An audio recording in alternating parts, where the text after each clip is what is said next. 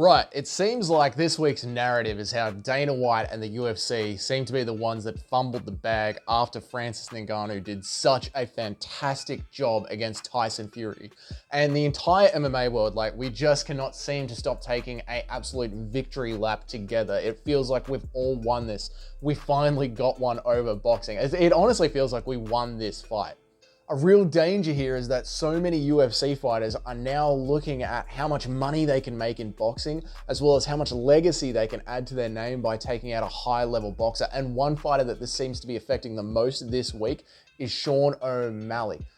Firstly, guys, if you've been enjoying these videos, maybe think about hitting that subscribe button down there. It's such a big help to creators like us. It's one of those things that we love to see, that number going up. It means people are enjoying the content. Give yourself a 7-day free trial on it, right? If you're enjoying seeing this sort of stuff pop up on your screen, leave it on. If you sort of hate it, you don't want to see it anymore, that's fine. You can always click unsubscribe. I'm not going to hold it against you.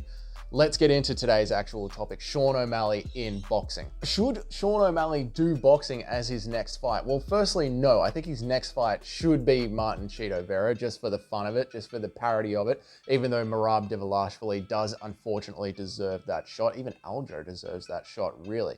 But let's look at what's actually in it for the UFC. The UFC, it took a big black eye this weekend with the Francis Ngannou thing. Francis did a completely successful job. He got the money, he got the win in the media's eyes, and the UFC really needs to get back on track, especially if it's true that PFL is buying Bellator this week and PFL has sent a contract to Nate Diaz. There's a lot of losses stacking up against the UFC, and it would be good to get a win under their belt. If the UFC would actually start in talks with Sean O'Malley and boxing after this Martin Cheeto Vera fight, it would show that the UFC is being progressive and a sport, and it would show all the other fighters on the roster that they don't have to play hardball with the UFC if they want to pursue something in boxing going forward. At this stage of the game, Sean O'Malley is essentially just a marketing tool for the UFC, considering that he's not fighting Aljo or Merab Dvalishvili. He's got a flashy highlight reel of knockouts. He does really well with the Gen Z audience, and they want to keep him with the UFC belt for as long as possible so they can keep putting him up on posters and promotional tools.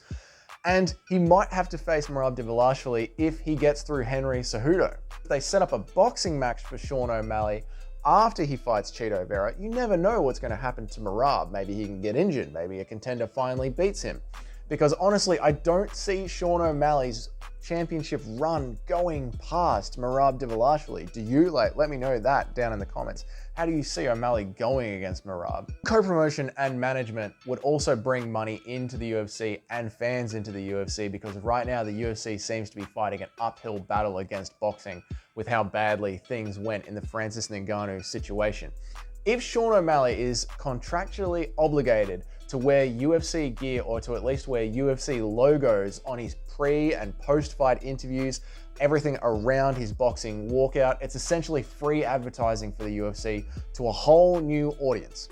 And if he wins his boxing fight, the UFC can be Sean O'Malley's management and take a cut of his boxing profits, essentially bringing in that lost revenue of Sean O'Malley not fighting in MMA during his boxing run if he goes ahead with wins after his first boxing win.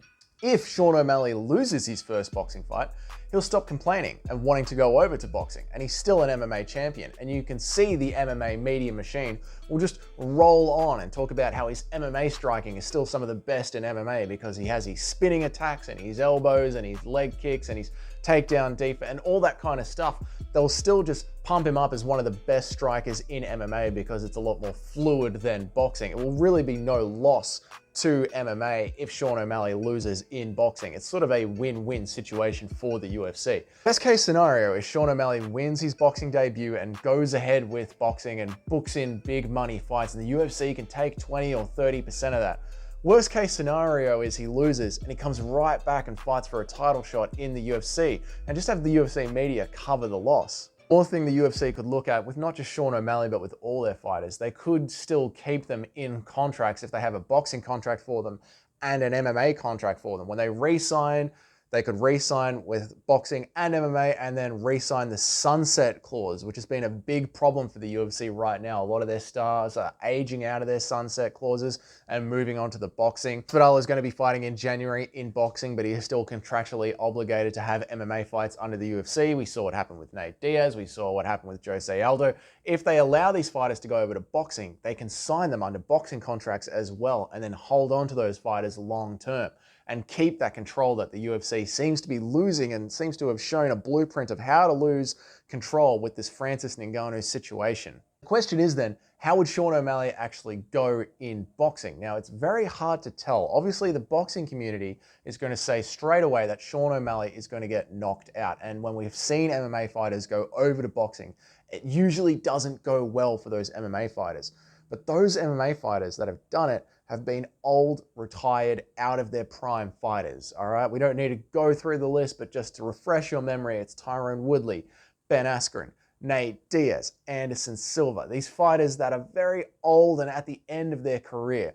However, when we see athletes that are still in their prime and still competitive, Conor McGregor, Francis Ngannou, even KSI, when they go up against boxers, I mean, KSI is a YouTuber that went up against someone who is born into boxing, and people are calling it a controversial decision. I mean, the boxer didn't knock KSI out straight away, which he should have done. It's embarrassing for boxing. You get prime athletes, pardon the pun, to go into boxing. They actually do quite well, and it's something boxing has a really hard time admitting. So how would Sean O'Malley, in his prime, properly managed, allowed to have a proper training camp, actually go in boxing? I think he'd do pretty well.